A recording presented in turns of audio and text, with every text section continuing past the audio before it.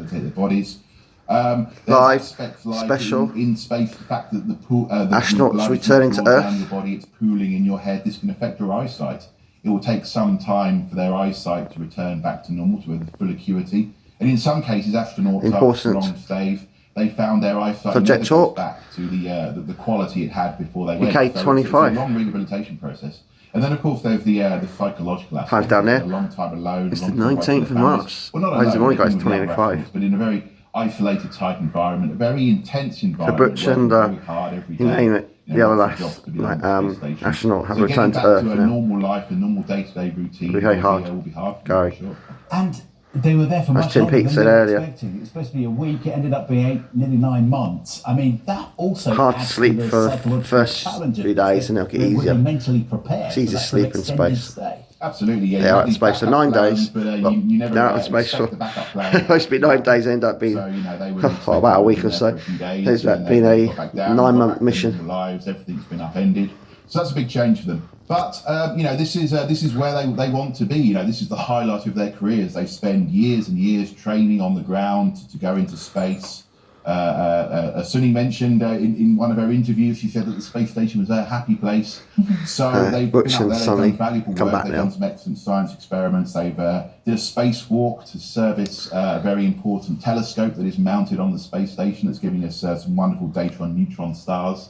So worthy work. I'm sure, as well as the stress, they will have enjoyed it, and they will have stories and memories to share for a lifetime. John mentioned that actually the images of them coming back were spectacular. Another thing that was incredible is as they did that splashdown, there were dolphins around them. I mean, that's lucky. Yes, I did. Yes, that's lovely. That's lucky. A pod of dolphins arrived.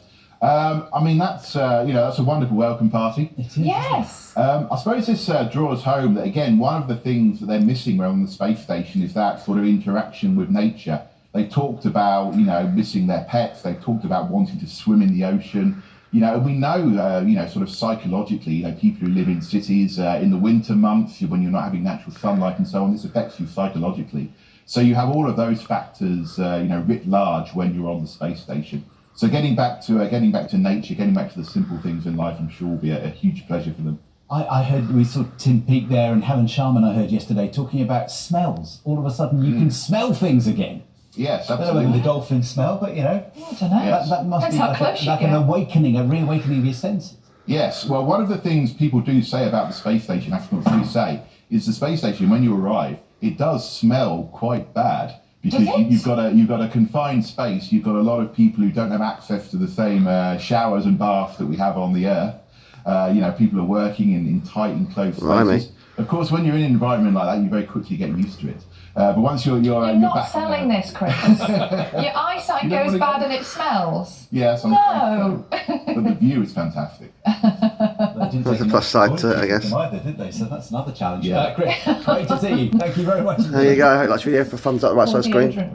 Subscribe channel on signage. They have arrived back, Sony and Butch, the astronauts on space. Let's watch the video. Listen to my friends Barky and Jimbo every Friday, 3 to 5 p.m.